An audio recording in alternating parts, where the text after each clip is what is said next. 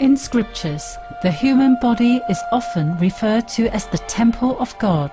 Yet it is quite an uncommon privilege for any soul to attain this sacred abode that houses the divine, as it is truly a blessing to be reborn as a human being.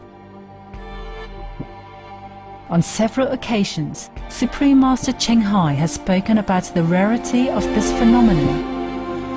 To be reincarnate in the human world is hard. You have to have enough human quality. You have to have affinity with the parents, yeah, and with the society, with the people around which you were born. And very difficult. To be a human, you need some merit. You have done something good in the past in order to be able, yeah, to be able to pick a human birth.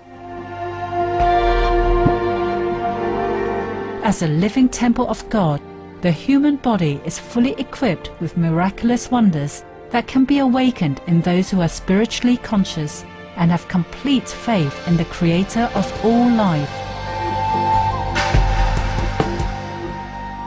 In India, Latin for fasting is the human ability to live without food. Since time immemorial, there have always been individuals who can sustain themselves on prana, or the vital life force. Through the grace of the Providence, in idiots, people who follow a food-free lifestyle can draw the energy from nature to nourish themselves.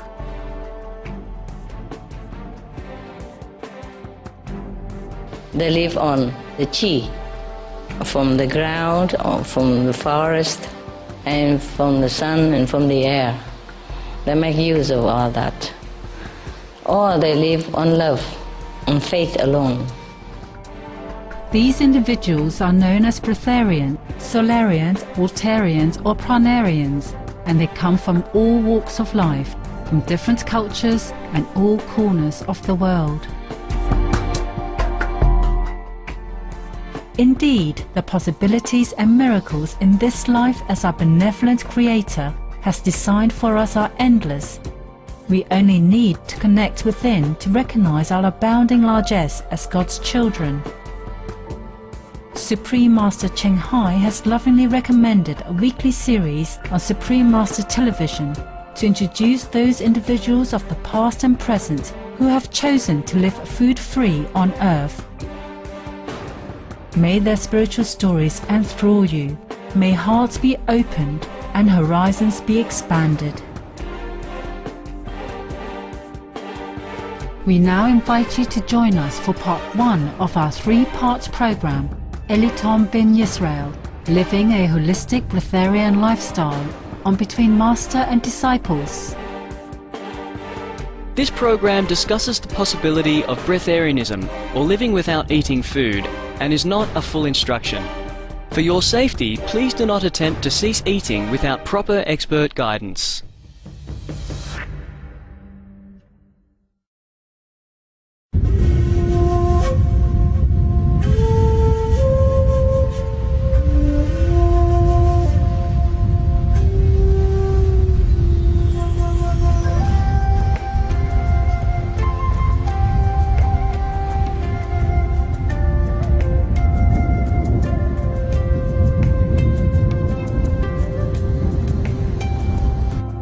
Elitom Ben Israel has not eaten food for 10 years. He's healthy, energetic, and happy. To help others lead a healthier lifestyle, Elitom shares his knowledge of holistic medicine and exercises, and promotes the compassionate, animal-free vegan diet. To learn more about his breatharian lifestyle, our Supreme Master Television correspondent interviewed Elitom in Ohio, USA. Greetings, global viewer of Supreme Master Television.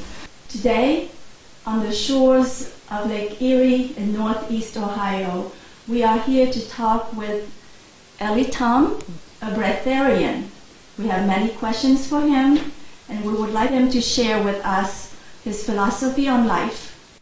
What we're doing is bringing holistic medicine, utilizing it in all aspects of our life to bring forth a higher energy that the physical body can feed off of. Feed off of for what? For better health, longevity, and also actually using this energy for all its duties in everyday life. without using physical foods. Although there are many examples of individuals who have lived food-free for years, it's still difficult for many people to conceptualize a lifestyle without food. And to many it is, dealing with the educational system and the paradigm shift that humanity has been in. The main reason why a person eats is to gain energy. Person's low on energy, I need to eat. So energy does not just come into the form of physical foods. So when we say I'm bringing holistic practices that the human being is doing to gain more energy, just like exercising. If a person exercises every day, they'll say, I gain more energy back to when I didn't. But now you're actually understanding that the human body will automatically do that when a being puts their body into that type of cycle, and it can diminish physical foods altogether. What was Ellie Tom's lifestyle like prior to becoming food-free? What was it that motivated him to seek for an alternative lifestyle? Could you dwell, what was your diet like before you decide to become a breatharian?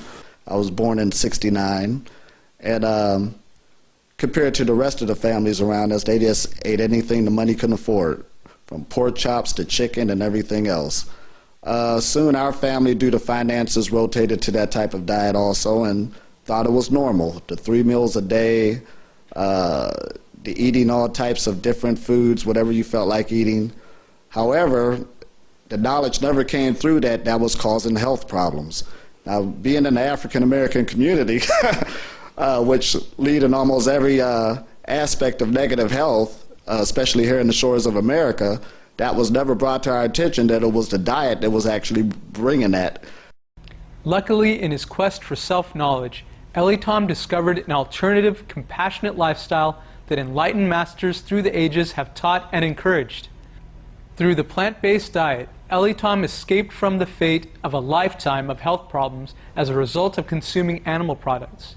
I was fortunate enough also as I got older to run into knowledge that you can change your diet. It's up to you. And immediately when I changed my diet to go from eating anything to a vegan, there was health improvements that took place on my physical being. How did Ellie Tom transition from being a vegan to living food-free? Please stay tuned to Supreme Master Television. Between Master and Disciples will return in just a moment.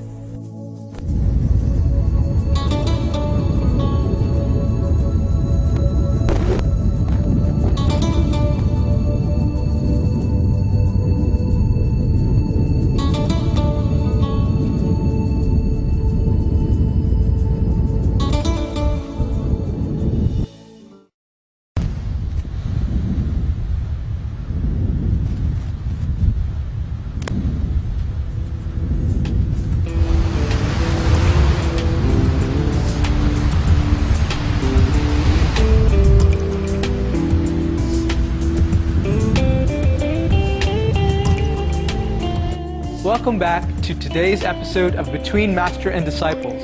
Let's continue with our feature, Ellie Tom Ben Israel, living a holistic breatharian lifestyle. Although he was raised on a meat diet, Ellie Tom Ben Israel realized the health detriments of consuming animal products. Through his own research and quest for self-knowledge, he met a holy man who introduced him to wholesome and healing benefits of a plant-based vegan diet.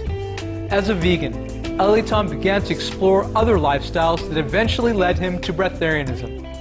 Now, was this someone who influenced your way of thinking, which caused you to decide to become a breatharian? Well, the main person was Ben Ami Ben Israel. He's a spiritual teacher over in Israel. Now, he's the first one that brought up a holy diet, and it was dealing with eating no animals or animal byproducts. However, even when I got onto that, I rotated to that knowledge right away. I started checking other higher knowledges of dealing with diets. I started finding live foods, no cooking them. Then I started finding just drinking liquids. But then last but not least, I ran into a woman's book on a website dealing with Jazz Muheen, who was a breatharian in Australia. And immediately I ordered that book. And from that day forward, it was like a jack in the box. You just can't put it down. Once I had the knowledge, I started to rotate into it, utilize holistic practices more seriously, and the body actually over a period of time started being reconditioned and living off of food. What was it like for Eli Tom to transition from eating food to relying on the cosmic energy or prana for sustenance? Similar to Jericho Sunfire, a breatharian personal fitness guru, the process was challenging. Well, going into this transition is not easy at all, especially in our programming. We coming from you must eat or you die. You must eat to get energy. So right now you're actually breaking a belief system that not only you believed in your mind, but what the mind does, the body follows. This belief system went into all the cells of your body. So even though the body's doing two things, it knows what it's supposed to do on one level. It's also obeying its government that is under, which is our thinking. So going into this transition, there is many discomforts. First of all the organs is getting rid of toxicity that's been accumulated throughout the years, which if you didn't make this transition, pretty soon it was going to accumulate into a disease, high blood pressure or whatever. You're going into irritability, and you're also going into just letting the body rest until it can pick up its energy again, because it's getting rid of all of these toxicities. So yes, it is very hard. There isn't a set formula to weather the challenges of the transitioning process. Different food-free individuals dealt with it in different ways. Master Liao Fengsheng, the Qigong breatharian from Formosa or Taiwan, relied on the practice of Qigong to overcome the difficulties. Jericho Sunfire stayed firm in his resolve to become food-free and kept trying until he got past it during the fruitarian and liquidarian stages. For Eli Tom, to get through the transitioning process, he relied on holistic approaches that included meditation. In order to really help go through this transition, I do recommend, like, for instance, Jasmuheen said, just take time off, don't do nothing, shut down the schedule, which I believe that too, because that's where I'm at now, where you could just stop when you feel like it, let the body go through its transition. But when you're not used to that, like I said, first starting this transition, there is things that I recommend. First of all, understanding where the energy centers at in your body. Start meditating to focus on them. Do that 3 times a day so the energy can pick itself up. You will feel these practices immediately. Taking long walks, but actually having a conscious walk instead of just walking. Filling the whole body, because the whole body, all the pores in your body are like little mouths or little noses. They breathe. The whole body will start breathing and getting healthier. There's things you should do if you can find Tai Chi, if you can find yoga, breathing energy into a location. That will really help as the body start making these transitions. So like I said, starting out this segment, you're grabbing all these holistic melodies, putting them all together to what? So the body can start functioning off of a higher energy. That's the main purpose of why are we doing it. You want to be healthy.